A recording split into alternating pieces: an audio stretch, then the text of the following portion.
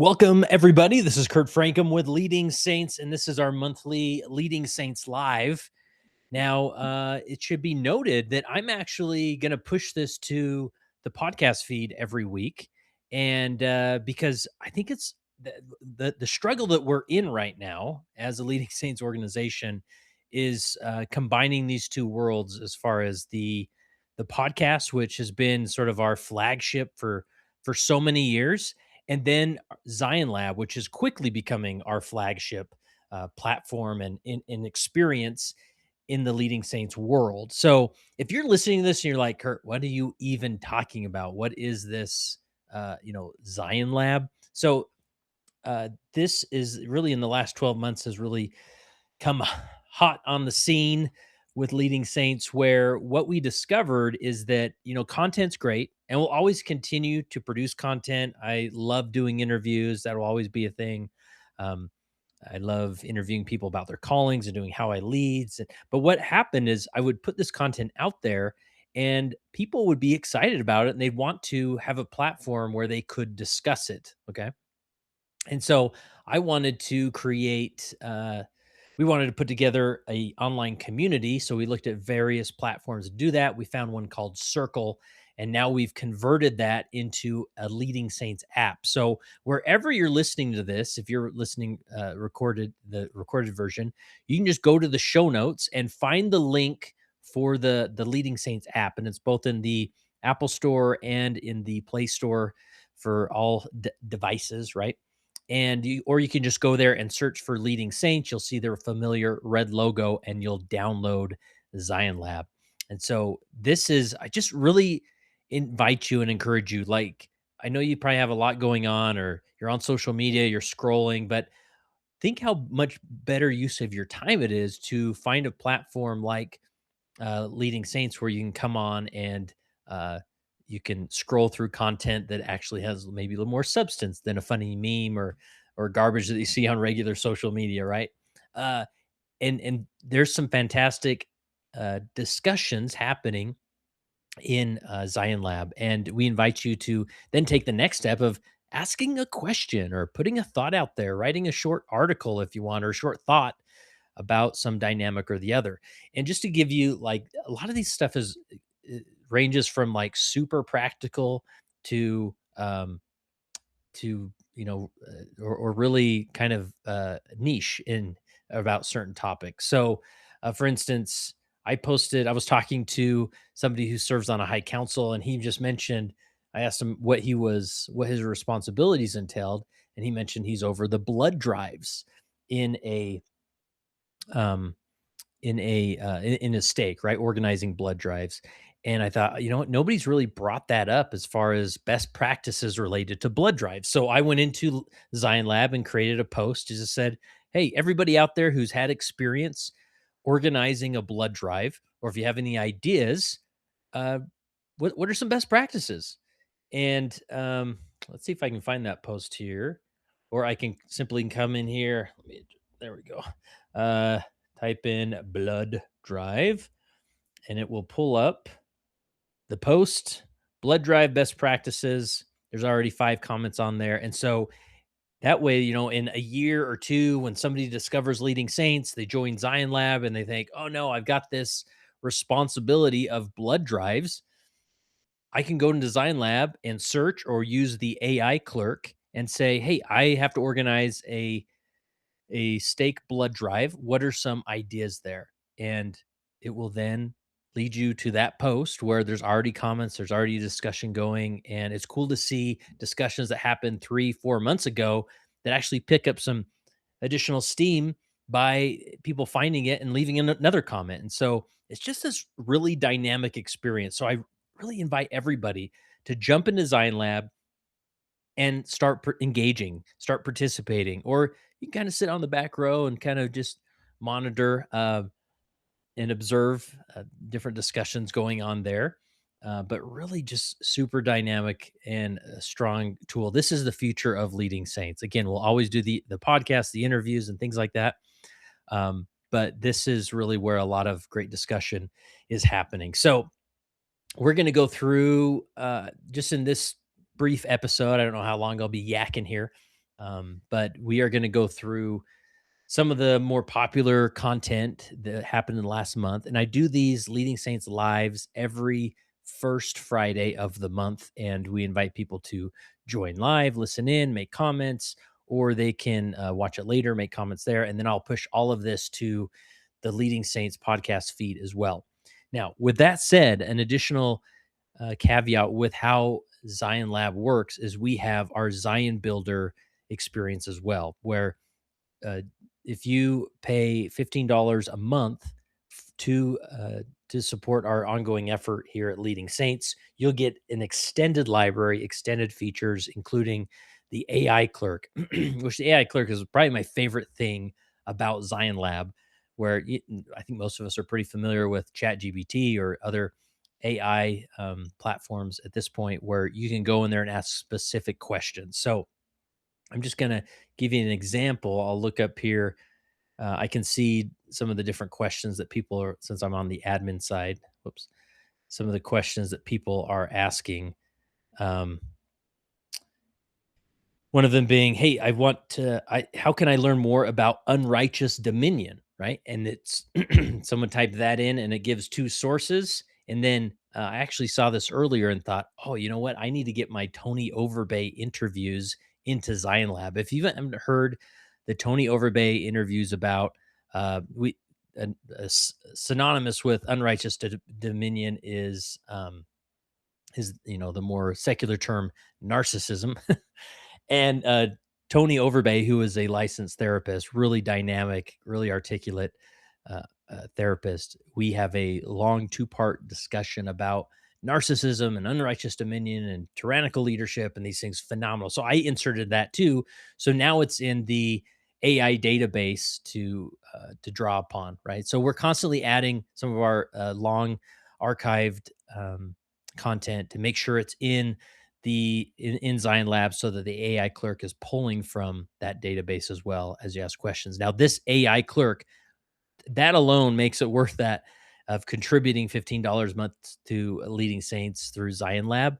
Um, but there's also additional content libraries, right? If you're called as a bishop, as a Relief Society president, and you want to really do a deep dive on content, there's a lot available to free individuals, free members, but there's 10x more available to the Zion Lab builders. Now, here's the thing: I never want um, any function or resource of Leading Saints to be held back from those who can't afford it. And so we have sponsors who have pre-filled sponsorships to those who maybe can't afford it or it's not in the budget right now. So please jump on one of those sponsorships. We actually have uh, 20, 30, 40 that aren't being used right now. So please jump on those sponsorships and benefit from the content. You get all of the features of being a Zion builder, even if you're a sponsored Zion builder. So, and of course, those who can afford it, it means a lot. It goes a long way. So, um, this again, I don't mean this to sound like a sales pitch as much as I just want to make you available, especially the podcast audience who maybe more passively waits for a new podcast to drop. That you can jump on there and access more content and have a better experience in Zion Lab. Okay, so a few other just to give you another. Let's see, and it's funny some things people ask. So anyone saying that the church is trialing a 1 hour church, right? This is the one of the latest rumors, right? I think if we ever go to 1 hour church, I guarantee you there will be a 30-minute church rumor that goes around. I really don't think there's anything to this 1 hour church rumor. Uh, if you are in the pilot program for a 1 hour church, will you reach out to me? But I guarantee you, every time I hear about these rumors, it's always, well, no, my cousin's sister's friend's brother, like, they're piloting it. I'm like, I don't believe you. It's got to be a firsthand experience, and then I'll believe you. So, um, anyway, so you can ask all sorts of questions, and the AI clerk says I couldn't find any information about the church trialing a 1 hour church service. If you have more specific details or context, please let me know. So you can literally ask it anything, right? Uh,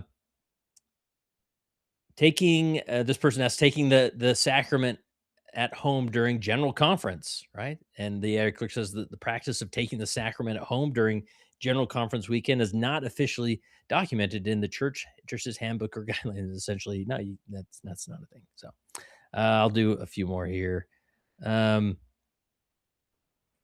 can you point me to some resources on the topic of providing welfare in a Christ-like way? Love it, and it gives a few links here leading and teaching you through strong example. There's also the content about ministering welfare that every bishop should be familiar with. So, anyways, that's how the AI Clerk works. You also have access to our deep library of virtual summits and additional content as a lot of live streams. They go behind the Zion Builder wall, as if you will, and only after a certain amount of time. So if you want access to our full library, those things. But again, we're not trying to hold back anything from anybody in the Leading Saints audience because we have sponsorships standing by, ready for you to benefit from them. And if you need help, you can just message me in Zion Lab. So at least go in there, download the app, create a free profile, and just start poking around and using it. And try the upgrade to the Zion Builder, even if it's just for a month. Try it out, see if it's worth your investment there. And if not, let me know, and we'll do our best to make it even better as time goes on. And we'll get better as time goes on. In fact, another feature we're hoping to roll out this week is we are going to have a separate podcast feed for all Zion builders. So why would we do that? Well, we have so many live streams going on during the week that it's way too much content for me to flood the traditional podcast feed with. And so um but those who want to listen more of a traditional podcast, way with subscribing to a feed and using Apple Podcasts or Pocket Cast or whatever app you use to consume podcast content, you'll be able to subscribe to that as a Zion builder. And so the minute we get done with a certain live stream that maybe you weren't able to attend, you can automatically listen to that recording on the go on your way home from work or at during lunch or whatever it is, right? So that just more and more value and resources um, for Zion builders. So with that said, now that you're all just excited to jump in and use Zion Lab, let's look at some of the popular content in the last month of March. What was talked about, things going on, and hopefully, again, those of you who haven't used Zion Lab, you'll see the value of being in this conversation and downloading the app. Managing the notifications so that you know when new conversations are happening. And we would love your input and perspective, and so many people learn so much and it enhances their calling. So I'm just looking at the popular posts, and surprise to no one is a post I did called changes to the Sunday meeting schedule. Okay. Now I think my brother sent me a text when this dropped. Was it Monday when it dropped? It was a really random time when it dropped, right? And sent me the link. And so I quickly jumped on Zion Lab and posted the link to get the conversation going. And lo and behold, since I posted it 4 days ago, it has 46 comments, right? Lot to consider, a lot to talk about. And I'm sure you've heard a lot about these Sunday changes on different podcasts or online on social media. But Leading Saints is the only place you're going to hear from maybe a leadership context or a really administrative context. And so, there's definitely a different flavor to this. So, and maybe I'll share my screen here. Let me make sure get the right windows open. Okay, I'll share my screen so you see what I'm looking at here. And all right, there we go. So as you see, this is the post I did, 46 comments, 4 likes, and you can go on and on um, to read through those. Or there's an AI function that it will give you a conversation summary.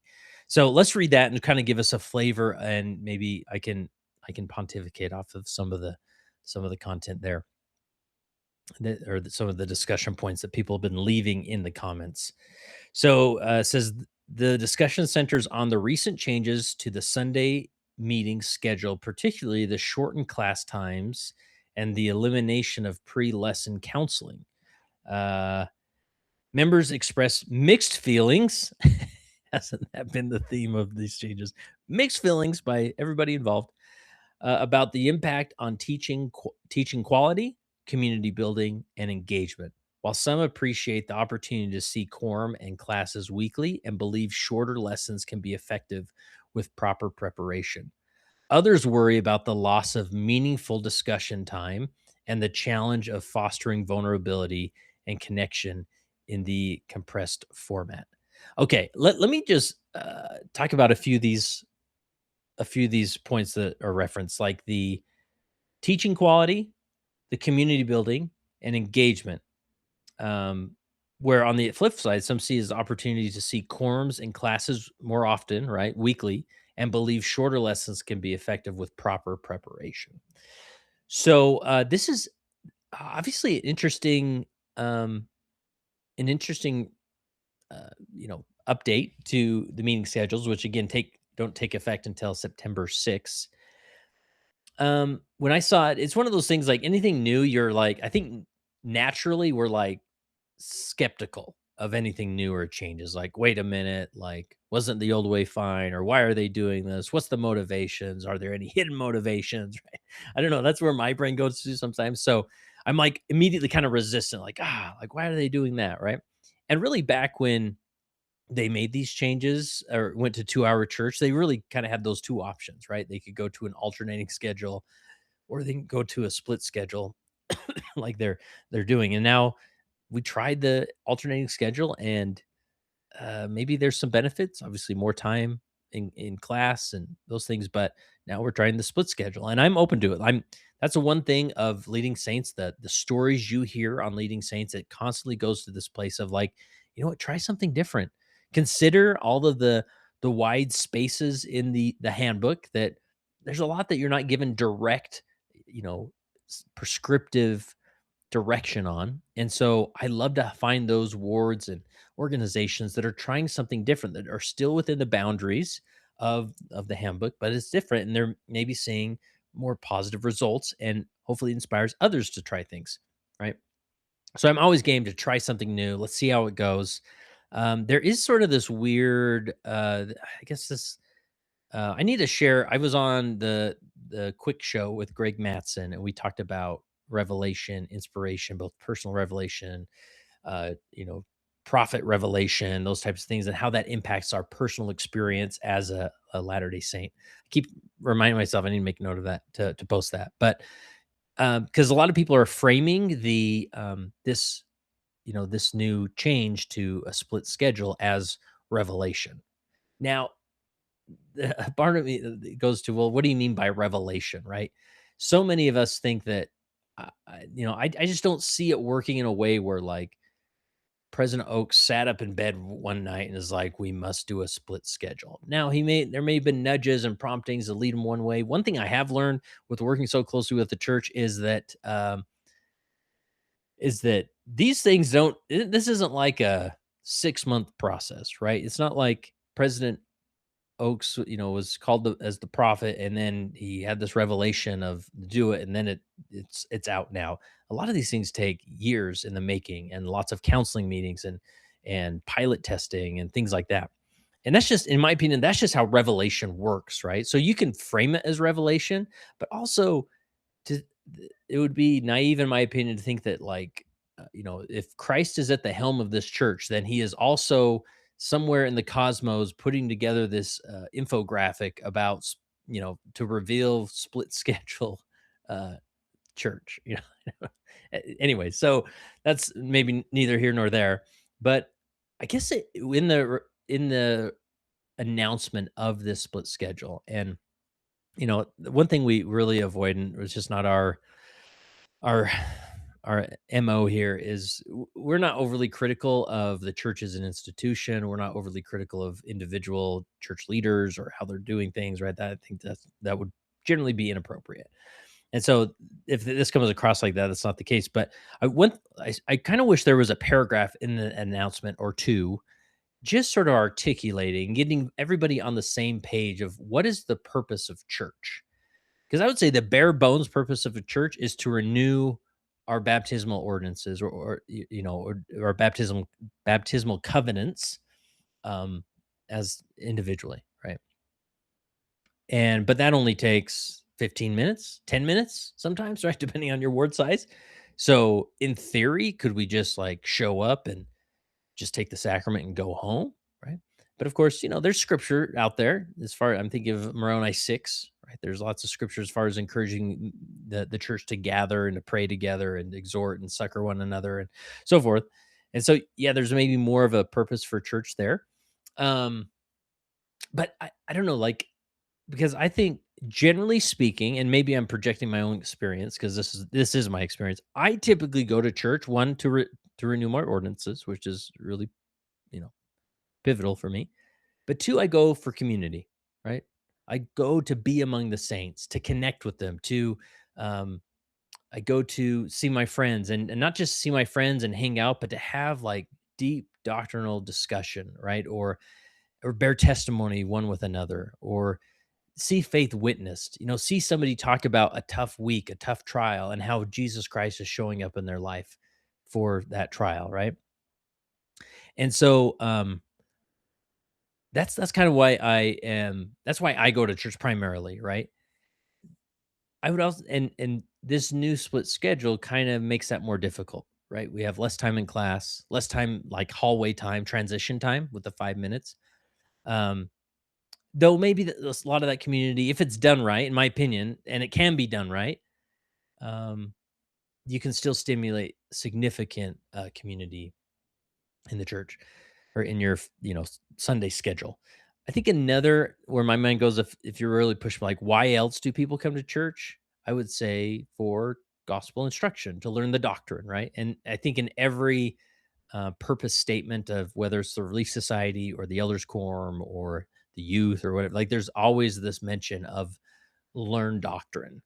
And so, yeah, we definitely go to church to learn doctrine. But again, the new schedule kind of makes that a little more difficult, right? With shorter class periods, right? So again, this isn't meant to be like a criticism or this will never work or whatever. I'm excited come September to give this a try. I'm just kind of curious, like from the brethren standpoint or even the institutional standpoint, like how do they define church? Like, what are we trying to accomplish here?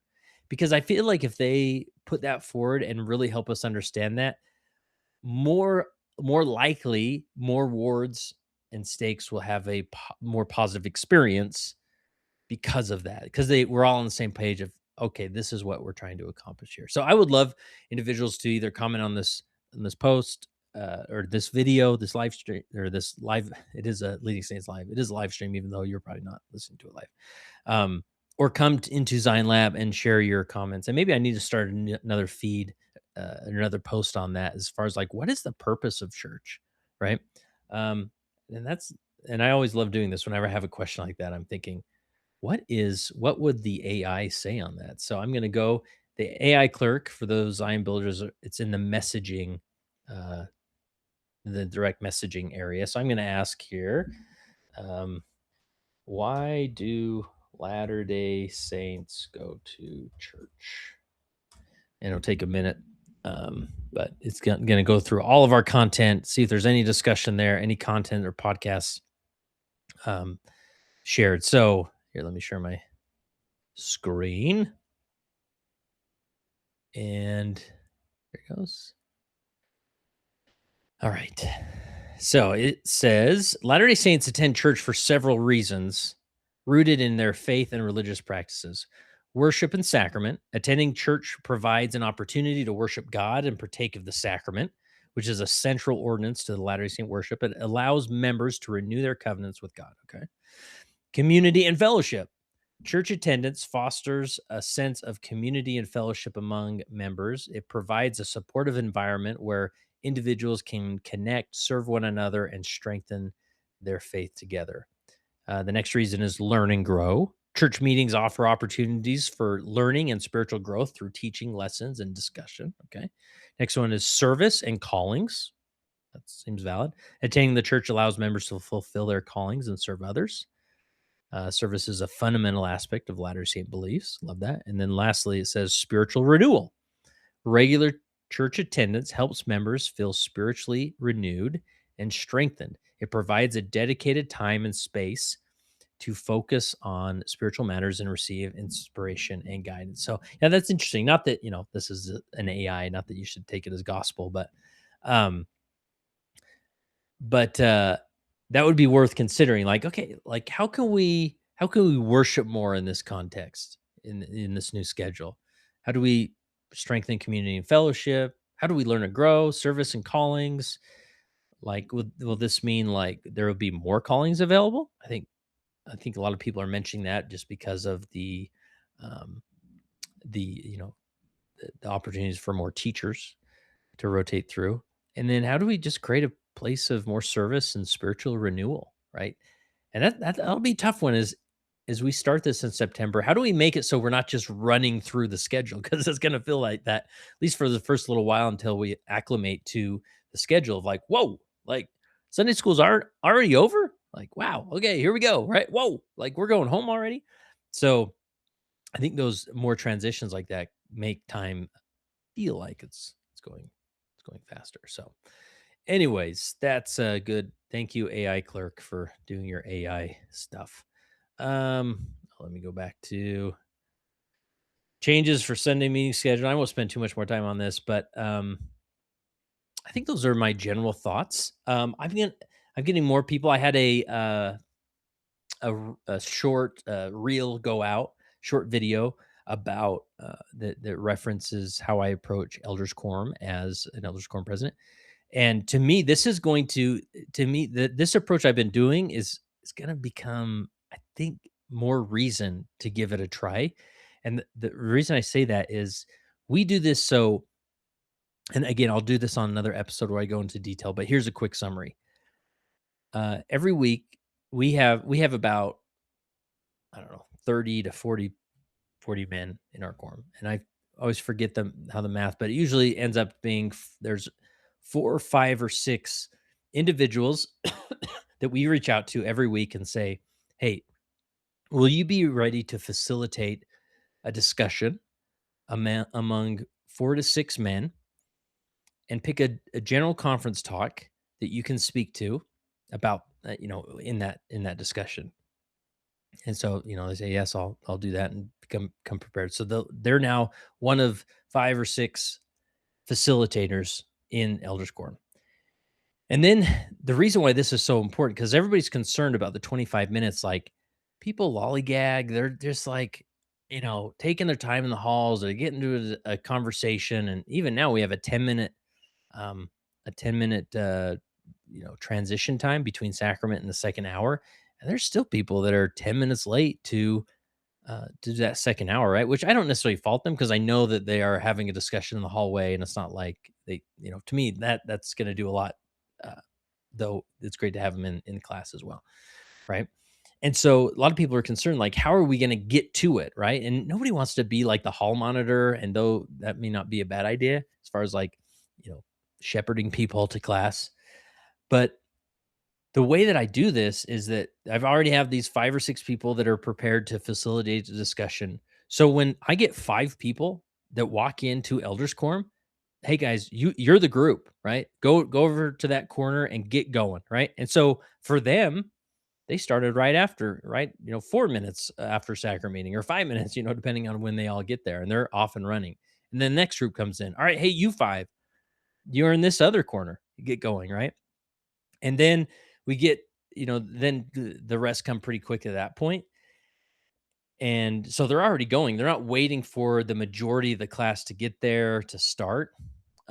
They're off and running. Now, if you're do it the traditional way with, rows of chairs and you're going to have one instructor for the class, yeah, you can jump in and get started as quickly as possible. And I would recommend that because then it helps people acclimate to the new experience. Like, oh, like, yeah, they're taking this serious. They're going to jump in and get going, right?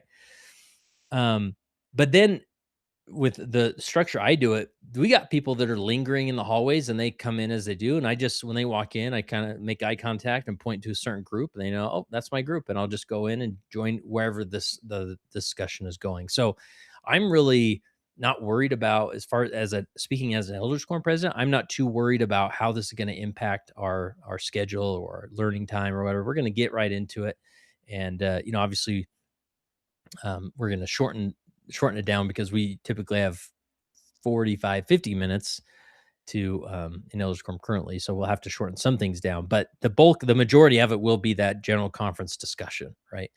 And again, the reason I do this, there's so many components, and again, I'll do a more dynamic or more a longer episode about this topic. But imagine, like, think about your Elders Quorum or your Release Site experience, and you say, on average, what would you guess is the percentage of people in the room that actually make a comment and have like an engagement in it, right? And how many of those are maybe on their phone? What percentage are on their phone or sort of not locked in? And I would guess 10%.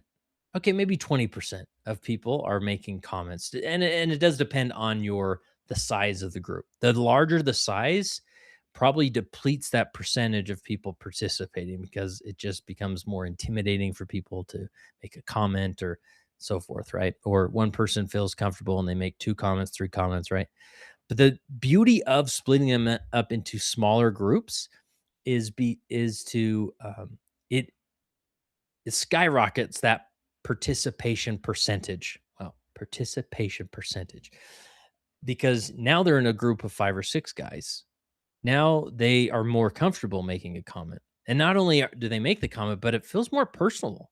And man, it is so beautiful to watch these men open up, right? And I'm not claiming this is perfect or, every person engages or whatever, but there's one instance a few weeks ago where one guy in the circle I was in was saying, "You know what? I just had a really tough morning, like getting the family, he's got young kids, getting the family to the church, and I told myself, I'm just gonna go to Elders Quorum and just sort of not participate," right? And he's sort of newer in our ward, so he's not as familiar with this approach. And then he comes into Elders Quorum and he sits in the circle and he's like, but now, like, I'm surprised how much I am talking because I was not in a good place when I walked into Elders Quorum. And he he made a lot of comments, during that day, which would have never happened. They're so easy for people to hide on the second and last row of Elders Quorum or Relief Society because they can just scroll or go somewhere else or sort of passively listen, and or they make the assumption, oh, people don't want to hear my perspective anyways, right? So anyways, I think that is a good summary of that post. Obviously, this is big news in our world, especially in church leadership where we're administration focused a lot. And so yeah, changes to the meeting schedule. And then there were additional um and I won't go into this. I feel like I belabored the point, but there's additional posts that have popped up. Let me find it. One is about, as far as teaching goes, Kevin Jones, he made a great post. Oh, it's in the teaching space because there's different spaces, right? So you subscribe in Zion Lab, you pick what spaces you want to hear about. So if you're a guy and you don't need to hear anything about Relief Society, you don't have to join that space. You're welcome to if you want, but so in teaching, um, I'll just read this. I think this is really helpful. Um, scrolling. Wow, there's just so much discussion going on here. Um, I went too far back. Variety, how to increase teaching challenges. We have questions to ask. I wonder if he moved it or, well, this is silly. Anyways, he talked about I'm just going to type in his name. Here he is. It was a good discussion. Posts. Here we go. Okay. He said he made a comment or a post called "Making the New Meeting Adjustments Work." So, with the church announcement of the meeting adjustments, they gave the following initial reasons: to support members in their efforts to be lifelong disciples of Jesus Christ. The adjustment will strengthen gospel learning in home and congregations throughout the world.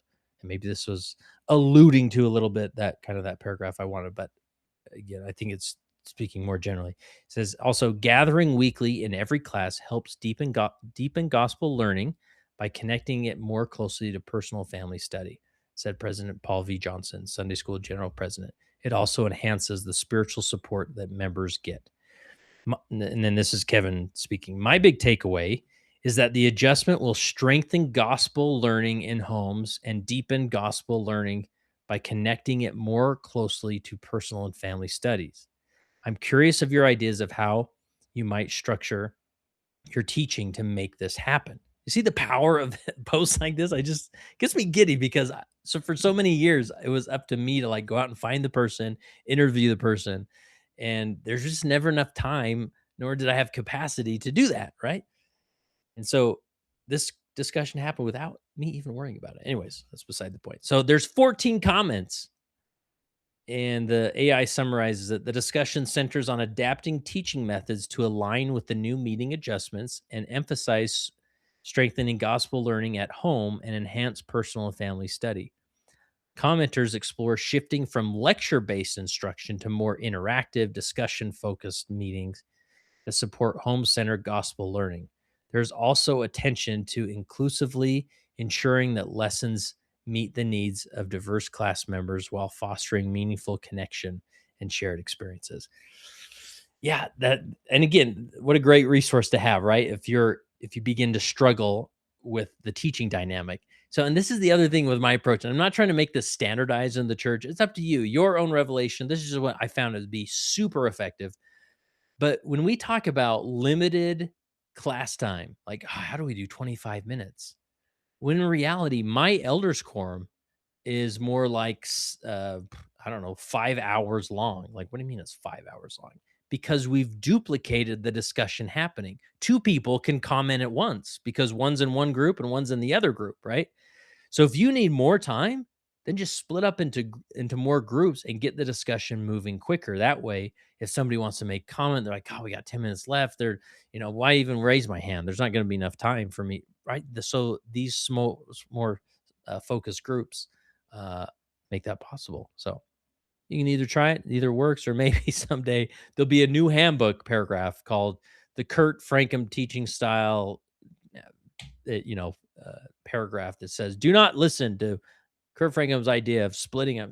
Anyways, it's just so effective, guys.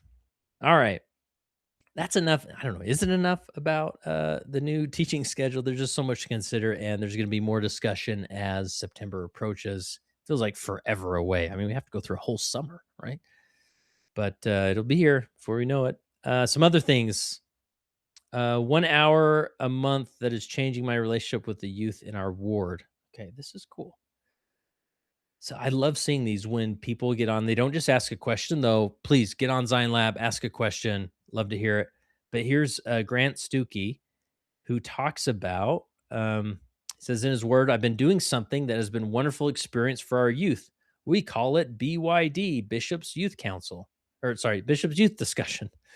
I think that's in the, I want to say that's in the handbook. Like generally it's encouraged, right?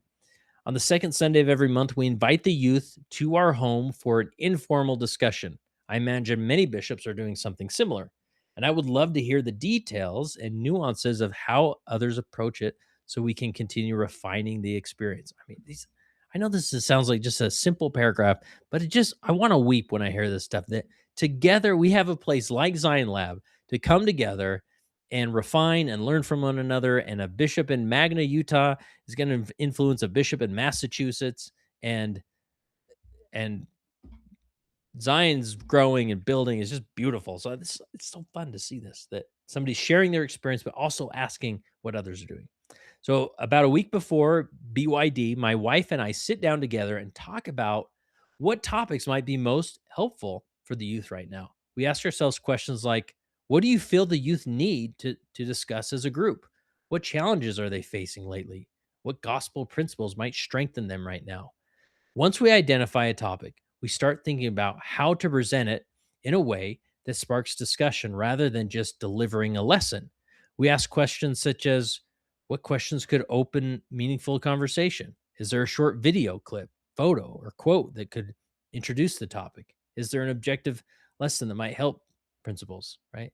He goes on and on. I haven't even read a quarter of what he talks about, but man, for a bit, man, I feel kind of robbed. My time as bishop, I didn't have this, right? I didn't have many youth in my ward, but I was in inner city ward. It was a trip for sure. The AI conversation summary says the comments reflect strong support and appreciation for the bishop's youth discussion initiative, highlights its positive impact on youth engagement and relationship.